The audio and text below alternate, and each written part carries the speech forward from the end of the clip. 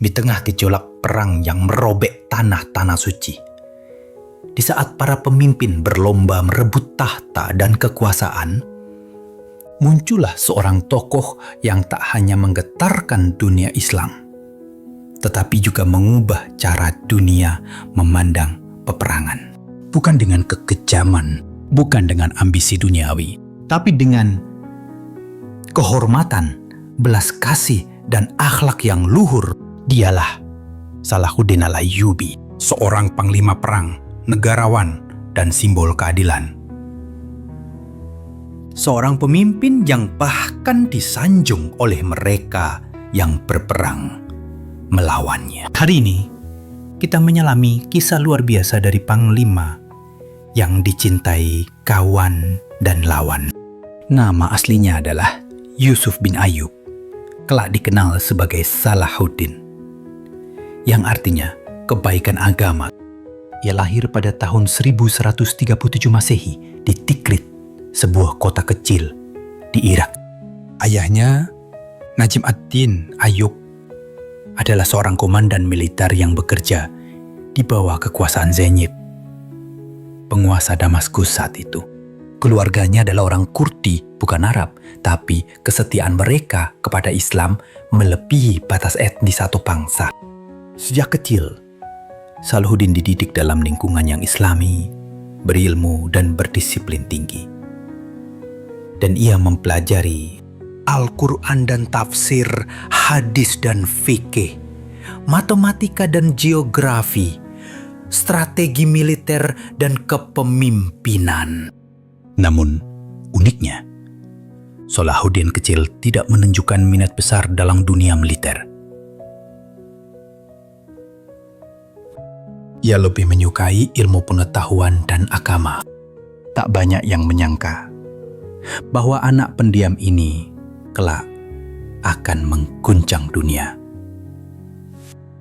Takdir membawanya ke Mesir saat ia mengikuti pamannya Sirkuh dalam misi militer dari Damaskus. Saat itu, Mesir adalah ladang perebutan kekuasaan antara dinasti Fatimiyah, Syiah, dan invasi dari tentara salib. Setelah Sirkuh wafat secara tiba-tiba, Salahuddin diangkat sebagai wazir atau Perdana Menteri Mesir. Putusan ini mengejutkan banyak orang. Seorang anak muda, pendiam, tiba-tiba menjadi pemimpin tertinggi di negeri yang kompleks. Tapi justru disinilah kebesaran Salahuddin mulai tampak. Kemudian ia menata kembali ekonomi Mesir, mendirikan madrasah Ahlus Sunnah, membasmi korupsi dan nepotisme, memperkuat militer dan angkatan laut, secara damai mengakhiri dinasti Fatimiyah dan mengembalikan Mesir ke jalan Sunni. Visinya sudah jauh ke depan. Ia tahu bahwa umat Islam harus disatukan untuk menghadapi bahaya yang lebih besar, yaitu tentara salib. Sejak tahun 1099 Masehi, kota suci Yerusalem atau Al-Quds telah jatuh ke tangan tentara salib. Ribuan kaum muslimin dibantai, masjid-masjid dijarah, dan tanah suci dinodai. Salahuddin merasa terpanggil. Ia tidak sekadar ingin merebut kota itu kembali. Ia ingin mengembalikan kehormatan umat Islam. Namun, sebelum menyerang Yerusalem, Salahuddin tahu bahwa kekuatan militer saja tak cukup. Ia harus menyatukan dunia Islam yang saat itu tercerai-berai oleh perpecahan internal dan perebutan kekuasaan. Dengan sabar dan strategi jitu, ia menyatukan Mesir, Suriah, Hijaz, Yaman, dan bahkan sebagian Irak. Ia menghindari pertumpahan darah antar sesama Muslim, memilih diplomasi dan kesabaran dalam menyatukan negeri-negeri Islam. Tahun 1187, kesempatan itu datang.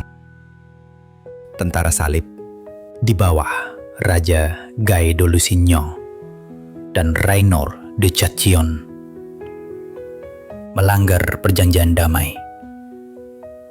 Reynaud bahkan menyerang kafilah haji dan menodai kehormatan Islam.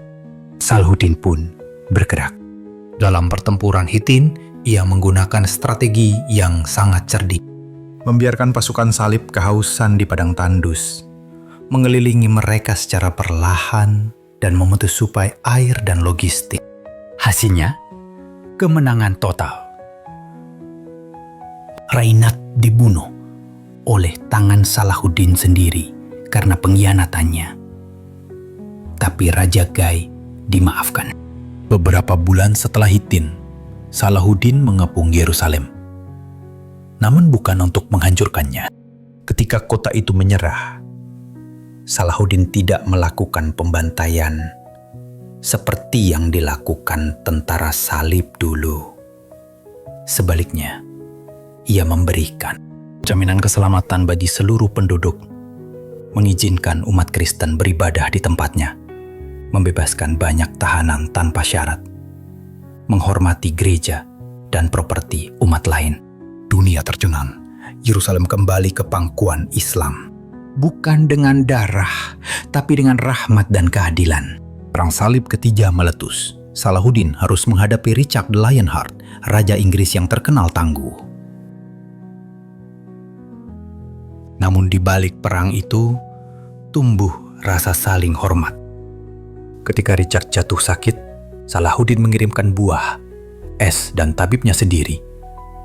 Ketika Richard kehilangan kudanya, Salahuddin memberinya 2 ekor kuda. Keduanya memang tak pernah bertemu langsung, tapi surat menyurat dan perantara membuat mereka saling mengagumi. Bahkan, setelah perang usai, Richard berkata, "Seandainya aku harus dikalahkan, aku lebih rela kalah oleh orang seperti Salahuddin."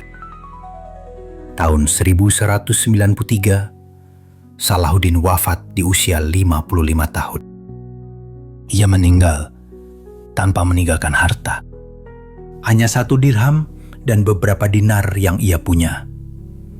Semua kekayaannya ia gunakan untuk membiayai jihad, pendidikan, dan kemaslahatan umat.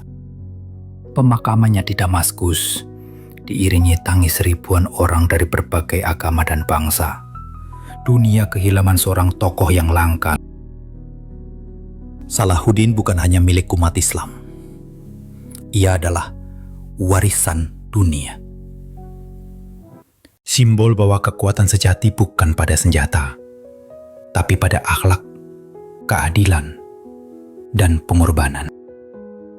Dalam dunia yang semakin keras dan egois, kita butuh pemimpin seperti Salahuddin.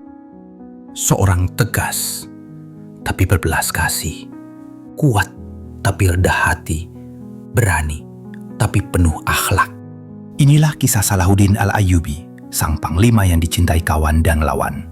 Jika kisah ini menginspirasi hati dan membuka mata, jangan lupa like, komen, dan subscribe untuk konten Islami lainnya. Dan ingatlah, dalam dirimu juga ada jiwa Salahuddin. Jika kau jaga imanmu, akhlakmu, dan pengabdianmu untuk umat.